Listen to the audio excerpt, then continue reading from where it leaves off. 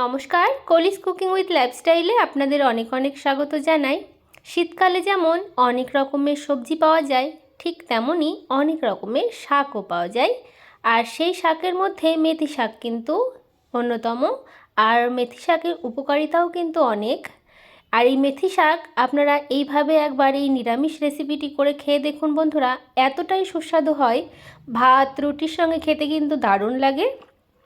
আর অনেকেই আছেন মেথি শাক একটু তেতো ভাবের জন্য খেতে চান না, তবে এইভাবে একবার রান্না করে দিন বন্ধুরা, দেখবেন তারাও কিন্তু ভালোবেসে চেয়ে চেয়ে খাবে।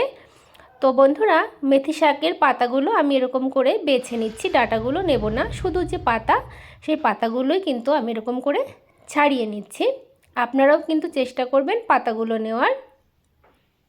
ঠিক এরকমভাবে বেছে নেব। তো সমস্ত মেথি শাক কিন্তু আমার বাছা হয়ে গেছে। এবারে এই শাকগুলো ভালো করে ধুয়ে পরিষ্কার করে নিয়ে তারপরে একটু কুচি করে কেটে নেব, তারপরে আমি রান্নার কাছে ফিরে আসছি। তো বন্ধুরা, কড়াইতে আমি পরিমাণ মতো সরষের তেল দিয়ে দিচ্ছি। আর এই মেথি শাক ভাজতে একটু সরষের তেল বেশি দিলে খেতে বেশি ভালো লাগে। আর রান্নাটা সরষের তেলেই করব, তাহলে খেতে ভালো লাগবে। তেলটা ভালো করে গরম করে নিয়েছি। এবারে এখানে ছোট্ট সাইজের একটা আলু ছোট ছোট করে ডুমো ডুমো করে কেটে নিয়েছি। দুটো শিমও আমি এরকম ছোট ছোট করে কেটে নিয়েছি। আর কিছুটা বেগুনও আমি এরকম ছোট্ট ছোট্ট করে কেটে ভালো করে ধুয়ে নিয়েছিলাম। তারপরে দেখুন এই তেলের মধ্যে দিয়ে দিলাম, দিয়ে ভালো করে একটু নাড়াচাড়া করে নিচ্ছি। একটু ভালো করে কিছু সময় ধরে একটু লাল লাল করে ভেজে নেব। তো বন্ধুরা দেখুন, বেগুন আলু আর শিম আমি সুন্দর করে লাল লাল করে একটু সময় নিয়ে ভেজে দিয়েছি। আর আমি কিন্তু এখনও নুন হলুদ কিছুই দিইনি।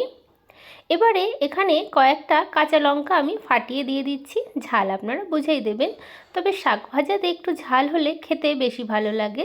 যেহেতু শুধু কাঁচা লঙ্কার ঝালেই রান্নাটা হচ্ছে, আর রান্নাটা কিন্তু সম্পূর্ণ নিরামিষ, কোনো রকমের পেঁয়াজ রসুন কিছুই পড়ছে না। এবারে স্বাদ মতো নুন, পরিমাণ মতো হলুদ গুঁড়ো দিয়ে দিলাম, আর এক মুঠো মটরশুঁটি দিয়ে দিলাম। এটা অপশনাল, তবে শীতের শাক ভাজায় এইভাবে একটু মটরশুঁটি দিয়ে খেয়ে দেখবেন বন্ধুরা, খেতে কিন্তু ভীষণই ভালো লাগবে। তো ভালো করে একটু নাড়াচাড়া করে নিচ্ছি।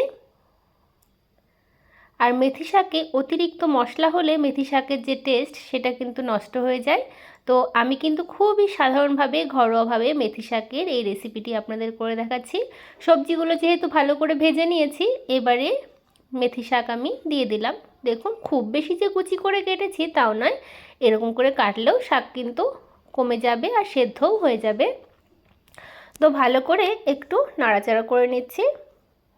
তো আপনারা কারা কারা মেথি শাক এইভাবে রান্না করে খান, অবশ্যই কিন্তু আমাকে কমেন্ট বক্সে কমেন্ট করে জানাতে পারেন বন্ধুরা।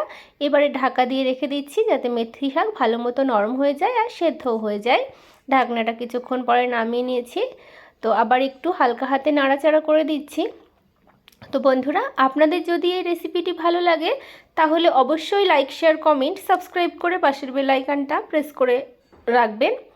আর কে কোথা থেকে আমার এই ভিডিওটা দেখছেন সেটাও কিন্তু কমেন্ট বক্সে কমেন্ট করে জানাতে পারেন।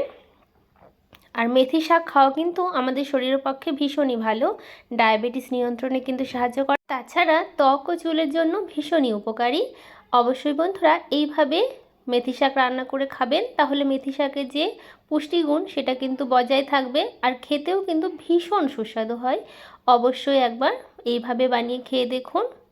অনেকেই মেথি শাক তেতো ভাবের জন্য খেতে চান না বন্ধুরা, এভাবে একবার রান্না করে দিলে তারাও কিন্তু চেটেপুটে খাবে। আর ভাত রুটির সঙ্গে কিন্তু মেথি শাক এইভাবে ভাজা করলে খেতে কিন্তু বেশ ভালো লাগে। একবার কিন্তু অবশ্যই ট্রাই করে দেখুন বন্ধুরা। আর কেমন লাগলো সেটাও কিন্তু আমাকে জানাবেন। খুবই সাধারণভাবে ঘরোয়া উপকরণে রান্না করলাম, কোনো রকম অতিরিক্ত মশলা ছাড়া।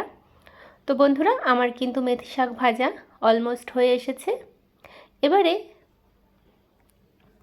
তো একটু টান টান করে সুন্দর করে মেথি শাক ভেজে নিয়েছি। এবারে একটা পাত্রে আমি নামিয়ে নিয়ে ফিরে আসছি। তো দেখুন বন্ধুরা, মেথি শাক কিন্তু ভাজা আমার যেহেতু হয়ে গেছে, একটা পাত্রে আমি নামিয়ে পরিবেশন করেছি। তো আপনারাই বলবেন আপনাদের কেমন লাগলো। দেখে তো ভীষণই লোভনীয় মনে হচ্ছে, খেতেও কিন্তু ততটাই সুস্বাদু হয়েছে বন্ধুরা। অবশ্যই একবার এইভাবে মেথি শাকের দারুণ উপকারী এই নিরামিষ রেসিপিটি ট্রাই করে দেখুন। আপনারা সকলে ভালো থাকবেন, সুস্থ থাকবেন। দেখা হবে অন্য কোনো নতুন রেসিপিতে। আজ তবে বিদায় নিচ্ছি বন্ধুরা। রাধে রাধে।